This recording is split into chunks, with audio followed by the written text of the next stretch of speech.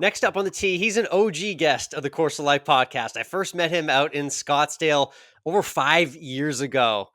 He is the king chef for bachelor and bachelorette parties, and he shows it all off on his Instagram. It's Chef William Turner joining us back on the Course of Life. Chef, how you doing today? I'm doing great, man. How about you? Doing really well. I know you're fighting through the illness, still making it happen out there day to day. But I guess you got a little cold snap in winter in Arizona that tried to take you out recently. Yeah, we had a cold, rainy little 5 day stretch, and I was out there cooking in it, and man, I paid the price. Yeah, man, that's real. You're out there in the elements. You cook all over. You can check him out, Chef Will Turner on Instagram for everything he does. Like I said, we first met in Arizona, connected in Scottsdale during the COVID times. You may remember making a burger on an Instagram live with me back in the day. You cook in basically like the golf capital of the world, where like all the golf partying happens. So that's why we naturally connected. What is it about the Scottsdale area and that Arizona area that makes it so popular for golf trips and the parties that you see coming in and out every day? Well, number one, besides 2 weeks ago, we have beautiful weather, and Yeah. I think that's super inviting. Generally speaking, you're going to have a great day on the course. Weather-wise, lots of great courses. We have a ton of high-end rentals that rental properties that can house large groups comfortably, and it's just great food, great atmosphere.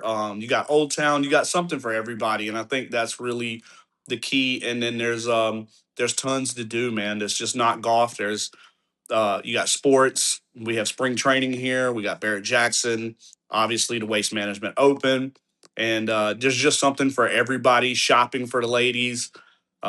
It's really a really cool spot to be, and I'm glad I get to call it home, man. Yeah, really kind of complete the vibe for the parties. Like you can have a get together with your girlfriends or the boys, your group of friends, but it's really turned up a notch when you're there as a private chef for a group event. Explain kind of how you attack these events and what it's like dealing with, different types of crowds and people just enjoying themselves. Well, generally, I try to keep my what I do the same.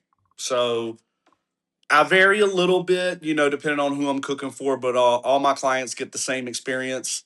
They get treated like VIPs no matter what. And I have a strong team. My team is strong. My servers, my assistant, and they really support me in a awesome way that really allows me to flourish once I'm on the scene. And I really just bring the flavor. I try to bring a nice ambiance and not too bougie. I try to keep it more real. I think we have more fun when it's less pomp, less circumstance, and more just about having fun and great camaraderie, fellowship, and great food. Definitely. Well said. And I know that you love mixing in your roots into what you cook. Tell everyone a little bit about your background, where you grew up, and kind of how you mix Southern country roots into your cooking as well, too. So originally from the low country of South Carolina, I'm from Andrews, which isn't far from Pawleys Island, Myrtle Beach, that whole area, and then we got Charleston's real close as well. So that Southern cuisine, it dates back to the old days, and I was blessed to come up where people knew what good food was. So it started with being exposed to great flavors, and then that transitioned into my culinary side, which I apprenticed there in Merle's Inlet under a couple of really good chefs, and just absorbed as much as I can. I did quite a few different um, positions or avenues in the culinary world. I was on country clubs as like a sous chef, executive chef. I did fine dining. I did corporate restaurants. I kind of took all of that, put it together, and I brought that here to Arizona with me. Yeah, it's a great spot you do it in as well too. Again, Chef Will Turner joining us. If you're in Arizona, you've probably seen him do lots of different TV segments, live cooking segments on air, different morning, daytime talk shows and things like that. But I saw that you also got to get back to Carolina and do some TV Yes. there. Tell me a little bit what that experience is like for you. It's always good to go home, man. And I got a great relationship with a lot of the media there in the state. And when I come into town, I always touch base with them, and they're always like, "Please come on." And it hits a little different, when you're cooking for your my family can watch it live, and it adds a little pressure, but it's just always a lot of fun. Shout out Carolina AM, those guys with the Fox affiliate there in Myrtle Beach. They're just great people, and anytime I can get on, I'm happy. And we kind of what I do is when I'm here, I do a lot of Southern cuisine on television, and when I'm there, I bring the Southwest. So it flips it a little bit, and it's always a lot of fun. Yeah, no, that's cool having those two different areas. And it's kind of similar to something that I did this past summer. I'm in Austin, Texas most of the year, but we're starting to spend our summers up in Illinois. I got the chance to be actually on a local Fox affiliate, talk show talking about 19th hole meals, which you and I love talking about, all the great meals that people have at golf courses. So I actually had to plan out a segment for the first time where I went to different courses and got their dishes. And it made me appreciate what you do regularly, because you had to kind of like backtrack and think like, oh, well, if I have to be at the studio this time, I have to do this, that an hour out. I have to do this, that, and the other. What's that planning process like for you when you're actually doing like a full on cooking segment on television? Well, we try to plan it out, and the key is, and I don't know how much you got exposed to this, but everything changes on television because they'll say, "Hey, we bumped you 20 minutes," or Yep. "We're moving you up fast. We're moving you up 20 minutes, and you're going to lead the show." And so you have to be really ready to change and pivot when you need to, and be on point. But a lot of preparation goes into it, and it's really a lot about trying to decide what the viewers are going to like. I try to keep those recipes simple, something that the viewing audience. I'm not going to go in there and make a beef Wellington. Like Right. Yeah. I try to do something that a pasta dish or a low country dish or something in that fact that 5 or 6 ingredients, easy, simple techniques. And when you do that, it it tends to make my life a little easier.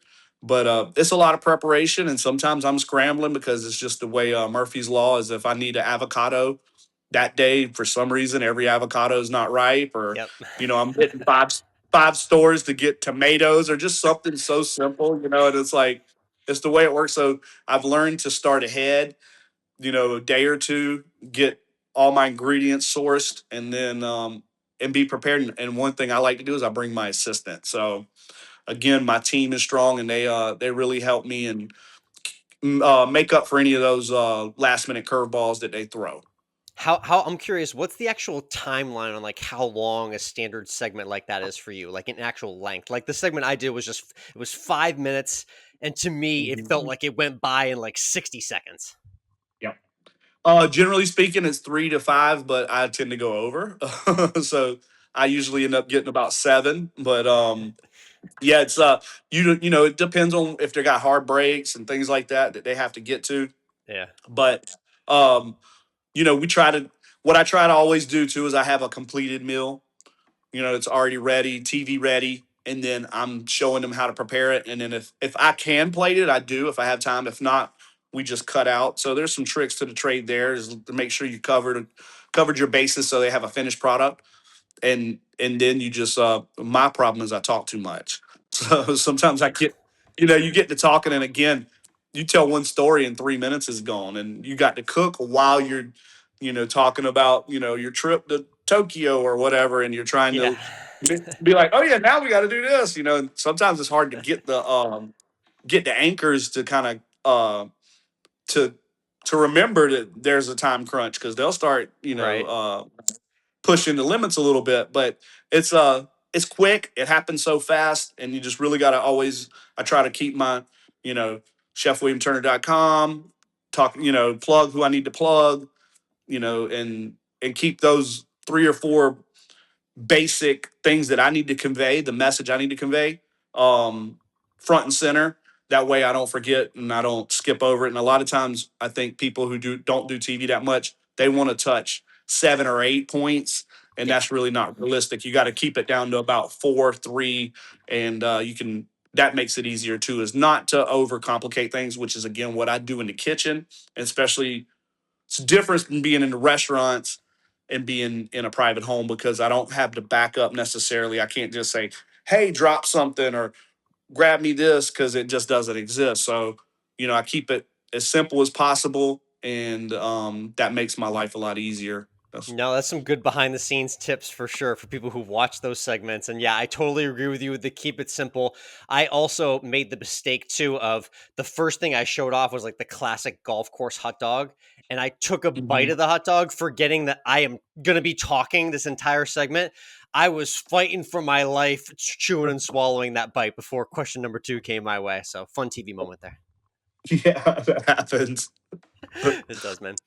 Yeah, it's cool to see you cooking there on TV. And then I saw you. You haven't quite gotten to Austin, Texas, where I am, but I did see you got to Texas to cook Yeah, recently. Tell me about that trip to Texas and what did you whip up there? well, it was awesome. I went down to Dallas, and Dallas is one of my favorite cities. Right there with Austin, Houston. Shout out Texas just in general. I get to cook for a lot of people out of that state, and I got a really good relationship with Art Social. They are a Okay. group of content creators. They're influencers. They do it all when it comes to website marketing, anything like that.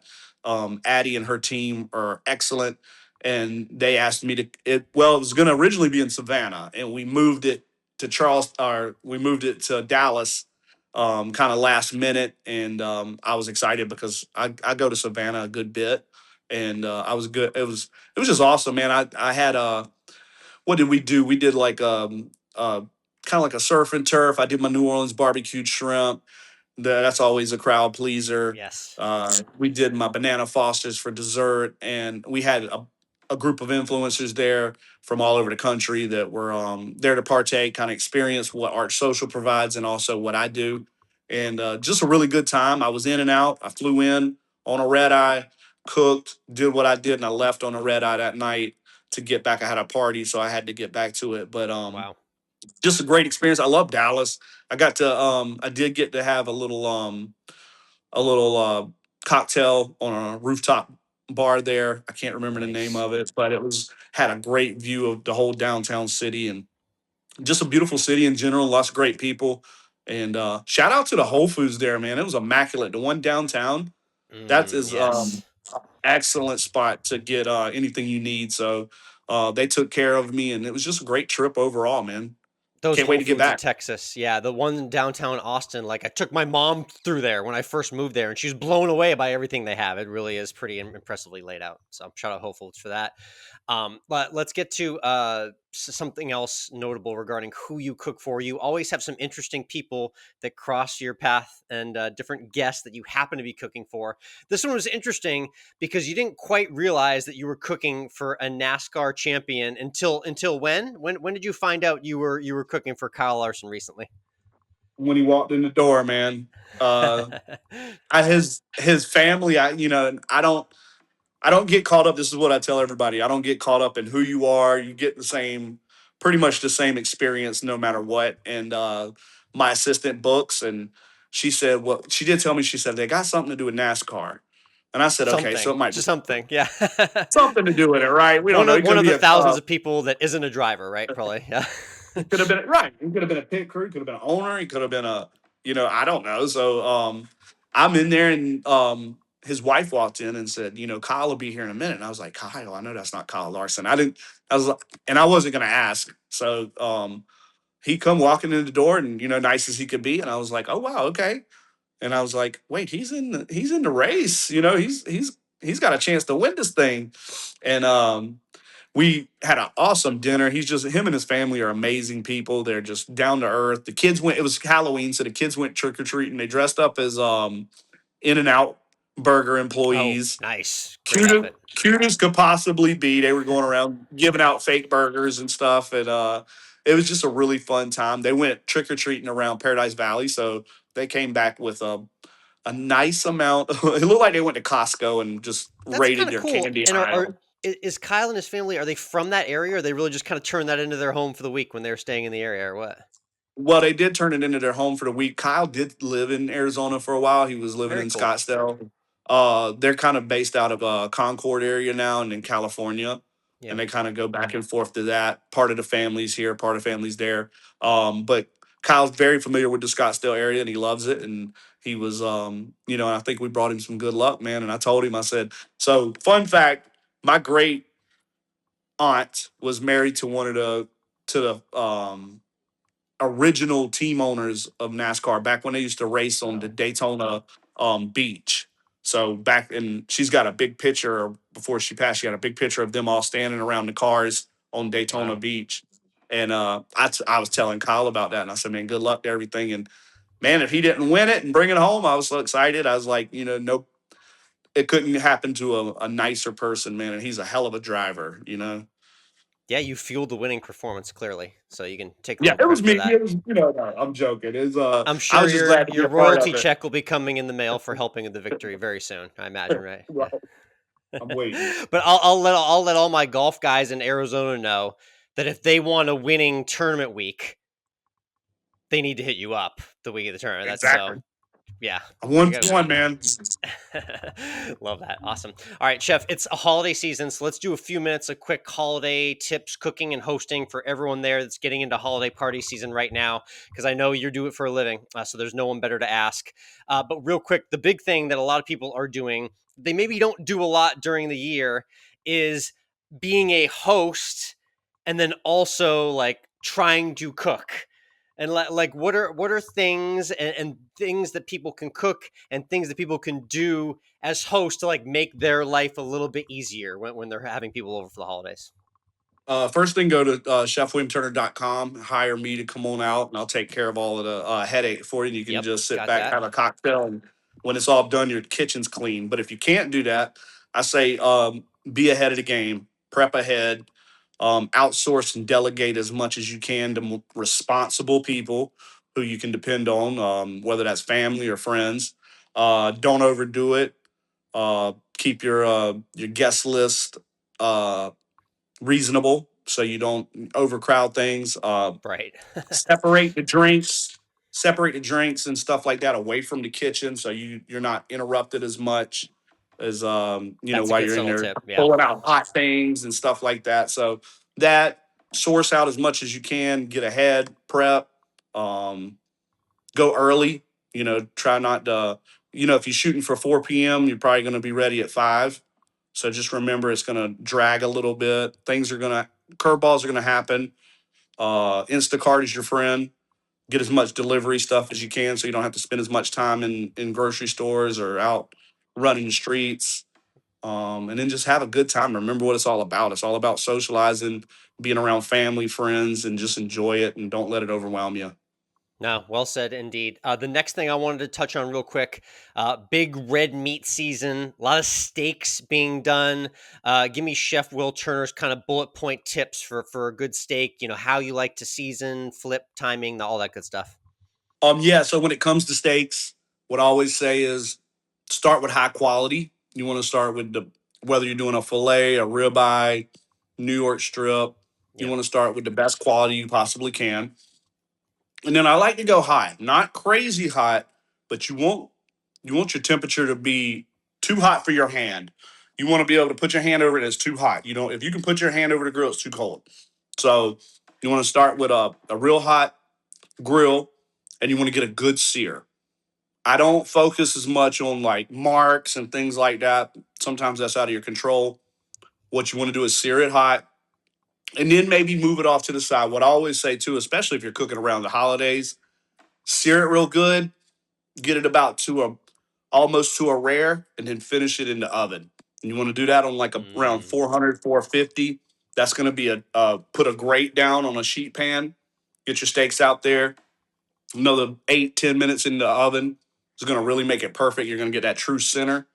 You can start. You can marinate it if you want to, like a wet marinade. You could also do a dry marinade or a rub. And you just want to. I like to season my steaks. If you're really working with some like wagyu or something like that, then less is more. Just a little salt is good. Maybe even just finish it with some salt. Some people like to sous vide and reverse sear. That's totally fine. If that's where your skill level is, go on ahead and do that. But if you're just a normal guy out there and you're wanting to grill, start hot, get it a good sear on each side. That's important. And then if you're comfortable with it, you can take it on up to medium rare, medium, wherever you like your steak, or you can finish it in the oven. That's what I always say. And then have something for a sauce. I like to use a demi-glace. I know people hate on A1 and things like that. If that's what your family likes, by all means, use it. But you can go another little sauce that's slept on is a Boursin cream sauce. It's kind of like a blue cheese cream sauce, but you don't have the funk Okay. of the blue cheese. And Boursin is that gourmet cheese you see a lot on charcuterie boards. It's Yes. everywhere Okay. now. It melts easy, so just like a little cup of cream, warm it up, add that Boursin cheese. It's going to change the game, and it's going to make the your guests go like, "What is that?" And Yeah, that's that's a good a simple one. nice I little like way that to sauce. yeah, nice way to just finish it. It's great on like a something that's more lean, like a sirloin or a fillet. It's excellent. And yeah, that's just my tricks. And don't get nervous, you know. And if you're cooking for family and friends, it's okay if a steak's a little more on the medium or mid well side or whatever. The trick is just um, have fun with it again, man. Because I think when you stress, just like on golf or in sports, you know, the more relaxed you are, the more calm you are, just the better it's going to turn out. And just remember, at the end of the day, it's not that important as long as everybody's happy and everybody's having a good time. Well said, indeed. A couple of popular holiday flavors right now. Are you more of a peppermint guy or a gingerbread guy? I like ginger. Yeah, I love ginger, Slept on, and I feel like. it is. I love it, and you know, it's one of those. It's great this time of year. You know, Yeah. it's not. I talk to me in March, probably not so much, but this time of year, it's I crave it. Nice. And as far as I know, you probably got a busy holiday season coming up with events.